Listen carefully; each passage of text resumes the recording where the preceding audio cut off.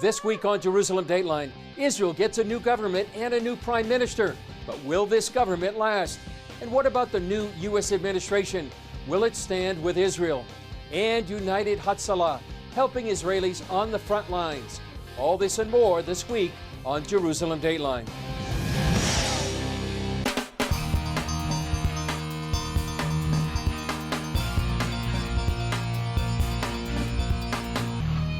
Hello and welcome to this edition of Jerusalem Dateline. I'm Chris Mitchell. This week, Israeli fighter jets struck Hamas targets inside Gaza after the terror group launched dozens of incendiary weapons into southern Israel. The strikes are the first since the end of last month's war between Hamas and Israel.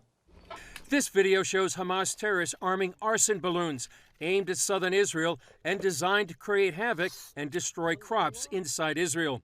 The balloons ignited over 25 fires, and this map shows the number of fires set in 2021. Israel reportedly warned Hamas the situation will escalate if the balloon attacks do not stop. Hamas launched the balloons to protest the annual flag parade in Jerusalem that retraces the steps Israeli paratroopers took to liberate the city in the 1967 Six-Day War. Before the march, Hamas called for a day of rage and warned Israel to stop the event or risk another war.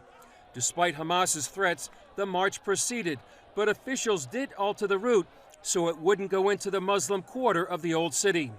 The largely peaceful march included shouts of "the people of Israel live," but was also marred by shouts of "death to Arabs." New Israeli Foreign Minister Yair Lapid condemned those comments. As a response to the arson balloons, Israeli planes hit Hamas military targets and said it held it responsible for everything that happens inside the Gaza Strip. Israel also deployed Iron Dome anti-missile batteries in the south in case Hamas fired more rockets into Israel. Hamas launched more than 4,000 rockets into Israel last month. The Jerusalem March was the first major test for the new government led by Prime Minister Naftali Bennett. On June 13th, the Knesset voted to ratify the new coalition put together by Yair Lapid. That meant for the first time in 12 years, Benjamin Netanyahu is no longer Prime Minister of Israel and marked an historic sea change in Israeli politics. The new government posed for the traditional picture with Israeli President Reuven Rivlin. By the slimmest of margins, 60 to 59, the Knesset approved the new coalition government. During his speech, incoming Prime Minister Naftali Bennett was heckled constantly by members of the opposition. But Bennett, who was once Netanyahu's ally and now rival, recognized his former boss. Thank you, Benjamin Netanyahu, for many years of service and lots of achievements for Israel. As Prime Minister, you worked for many years with devotion and to our political and defensive power. Netanyahu now serves as leader of the opposition and cited how his governments have transformed Israel. Members of Knesset, our achievements from a marginal state to a rising power in the global arena, this is our way. Mine and my friends from the national bloc, my friends on the real right. And if it is destined for us to be in the opposition, we will do it with our backs straight until we topple this dangerous government and return to lead the country in our way. Netanyahu questioned if Bennett would be willing to disagree with U.S. President Biden and vowed he would be back. Bennett now leads a checkerboard coalition of 8 parties representing left, center, right, and for the first time, an Arab Islamist party. Well, it's true that this government has a very difficult path ahead of it, a narrow parliamentary majority, a very heterogeneous government, and in this respect it will be challenging to keep it together. Right after the vote, the new government held its first cabinet meeting. It faces daunting challenges at home and threats outside its borders. Still, earlier this year, Bennett told CBN News he was up to the job. I'm ready to take that responsibility as former defense minister, former entrepreneur and CEO of companies. I think I've got what's necessary to pull Israel out of this hole and sort of go to the next phase of Israel as the startup nation. While President Joe Biden congratulated Bennett, differences between the two allies on the Iranian nuclear deal may test the new government. The renewal of the nuclear agreement with Iran is a mistake that will give legitimacy again to one of the darkest and most violent regimes in the world. Israel will not let Iran arm itself with a nuclear weapon. Israel is not part of the deal and will continue to maintain full freedom of action. After 4 elections and more than 2 years of political paralysis, it remains to be seen if this new government will provide the stability many Israelis are hoping for. CBN founder Pat Robertson asked former Secretary of State Mike Pompeo about Israel's new government on the 700 Club. You know, Israel struck Hamas targets in Gaza last night. They've had more provocations. Do you think we're looking at some kind of a war over there? How do you take this new government they put in place? Well, Pat, I'm very worried about that. Look, the new government on the security side, I think they'll be okay. Naftali Bennett is a conservative. He understands that he has to protect Israel and defend it.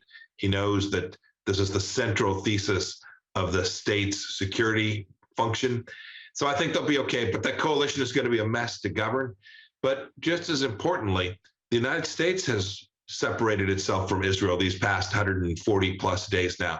The backing of Iran by going to Vienna, by saying we're going to go re-enter this deal and give the Iranians billions of dollars, gives courage to terrorists like Hamas, gives courage to terrorists like Hezbollah, and more importantly, gives them the money and missiles to create exactly the kind of havoc we saw a few weeks back now. We had it right. We built out these amazing accords for peace with Arab states. We made clear Iran wasn't going to have the resources it needed to foment terror, and that America would be a partner with Israel, whether that was moving our embassy to Jerusalem or saying that Israel has the right to the Golan Heights. Those are the kind of things that bad guys, Iranians and terrorists understand, and American weakness will make life really difficult for the Israelis, and it'll make the important American interests there less secure. Up next, is the new U.S. administration strong enough to stand up to the challenges in the Middle East and around the world?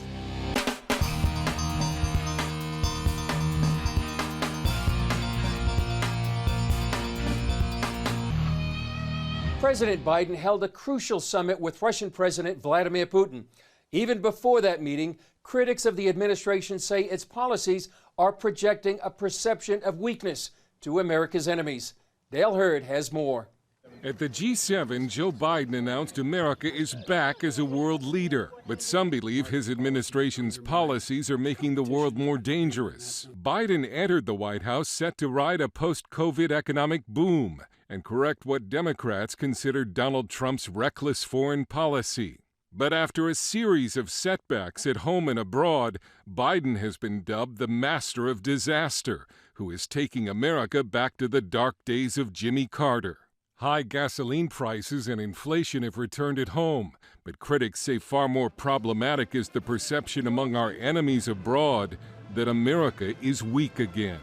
As Joe Biden makes good on his promise to roll back Donald Trump's foreign policy, it certainly doesn't feel as if it has made America or the world safer. North Korea greeted the new administration in March by firing missiles into the Sea of Japan. The White House response was basically don't do that again. That same month, China mocked and humiliated the U.S. delegation at a summit held on U.S. soil. The White House has decided to reopen talks with Tehran over the Iran nuclear deal and even lifted some economic sanctions, which some experts say will increase the chances of a future war between Iran and Israel. And it resumed hundreds of millions of dollars in U.S. aid to the Palestinians, 1 month before Hamas fired rockets into Israel. And every one of those rockets might as well have Joe Biden's name written on the side of it, because it is his weakness, his appeasement, his moral relativism and ambiguity, his lack of backbone to stand up and stand with Israel that is causing this war in the Middle East. Frank Gaffney was an Undersecretary of Defense in the Reagan administration, which had to rebuild America's foreign policy after the disastrous Jimmy Carter era. I would describe Joe Biden's foreign policy as basically Barack Obama's on steroids. I mean, think about this. A little over 100 days ago, Israel was in a totally different position than it is now. And that's 100% because of the Biden foreign policy mistakes. The White House has also decided to cancel America's Keystone Pipeline and 10,000 jobs, while allowing the completion of Russia's Nord Stream pipeline to Western Europe. Something former Secretary of State Mike Pompeo said Sunday the Trump administration would have never allowed. We made clear that that pipeline was not going to be completed. It would not have been completed had we had 4 more years. I'm very, very confident of that. Many Republican senators are also showing concern over changes the Biden administration is making to Middle East policies, particularly when it comes to Israel. In a letter to the president, lawmakers led by Senator James Lankford are urging the president to take a firmer stand with this key ally. CBN News Capitol Hill correspondent Abigail Robertson takes a closer look at the specific policies the group finds so troubling. Senator James Lankford says when it comes to U.S. support for Israel, the Biden administration is sending mixed messages, and he argues we need to reaffirm our commitment rather than distancing ourselves. We stand with Israel, they're our ally, and America is opposed to terrorism. One concern is the Biden administration's decision to reopen a Palestinian consulate in Jerusalem. That's an important way for our country to engage with and provide support to the Palestinian people. Lankford argues it sends the wrong message. Our embassy is in Jerusalem. That's the focus there. Obviously, the Jewish state is their main headquarters, their Knesset, all their leadership offices are in Jerusalem. That should be a focus. So I have a real concern that sends a mixed message from the United States. Add to that message plans to reopen a PLO mission here in Washington.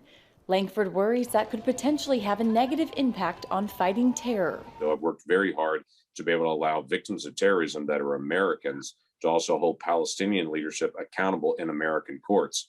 And the connection there is if they base any of the Palestinian efforts here in the United States and have a headquarters here in the United States, American families are able to sue Palestinians for damages and for loss for the acts of terrorism that have been carried out against some of these families. Lankford fears the administration is trying to find a way around that. And definitely shouldn't send a mixed message to American families that are victims of terrorism that they're not going to be able to get their day in court. Secretary of State Blinken also recently announced $30 million in U.S. tax dollars will go to the United Nations Relief and Works Agency for Palestinian refugees. I do not believe we should have restored the funding to that UN organization that handles refugees.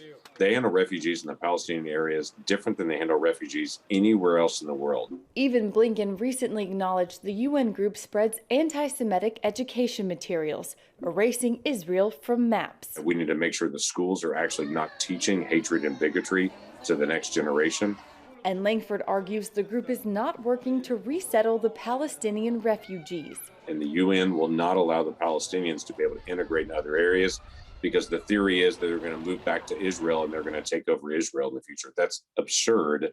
Their focus there is to be able to drive the Jews out of Israel and have that not be a Jewish state anymore. That's not going to happen and should not happen. But that UN organization seems to be focused on that issue. The Biden administration, however, insists support for Israel is strong. Our stalwart support, our ironclad support for Israel will remain. Republicans are also concerned with the Biden administration's plans to rejoin the Iran nuclear deal, arguing Iran is funding terrorist enemies of Israel like Hamas and Hezbollah. Reporting from Virginia, Abigail Robertson, CBN News. Coming up, the danger the Islamic Republic of Iran poses to Israel, the Middle East, and the world.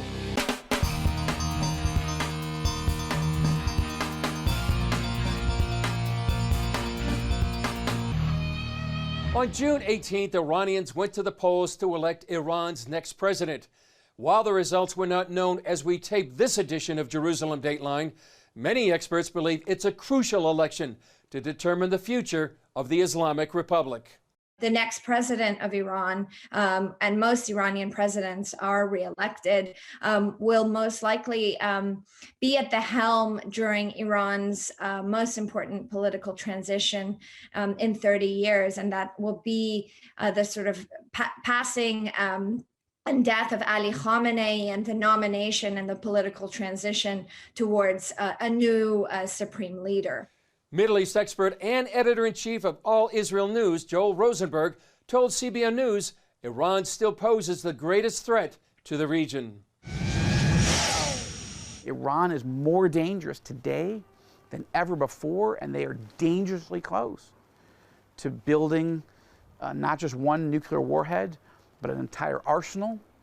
They have also built out their ballistic missile force, not only to be able to reach here in Israel, but to be able to reach Europe, and they're getting closer to being able to reach the United States with intercontinental ballistic missiles.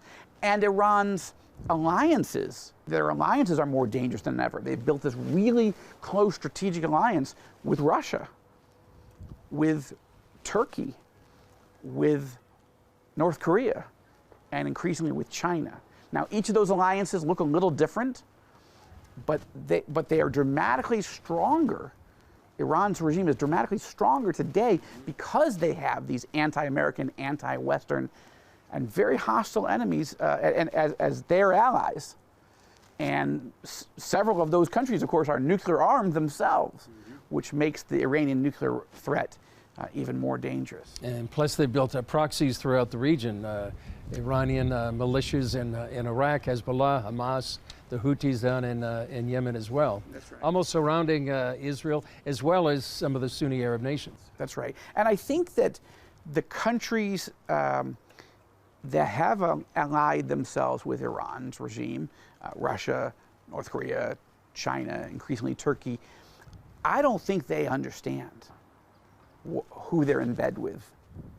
You know, I think all of those leaders in all of those countries believe they are using Iran to poke in the eye of the United States and to mess with Israel and the Western alliances. I don't think that these leaders and nations believe that Iran is setting the agenda, that Iran is setting the pace, that Iran has genocidal ambitions, right? The Iranian leadership doesn't want to just improve their position in the region. Iran's leadership are driven by an end times radical, apocalyptic eschatology that believes that at the right moment, the Ayatollahs will be able to annihilate Israel, this country, which they call the little Satan, and that's only their first objective. Ultimately, they want to annihilate, not just humble, but annihilate, destroy the United States, which they call the great Satan. And I don't think Putin or the Chinese leadership or Recep Erdogan in Turkey, I don't think any, the great leader in Pyongyang, North Korea, I think they are seeing Iran as part of an anti-Western, anti-American alliance. Let's just get everybody who hates America and hates the West, let's get them all in one big semi-unhappy family. I don't think they realize exactly who they're in bed with when it comes to the Iranian regime. Up next, the men and women who ran to the front lines when millions of Israelis were in harm's way.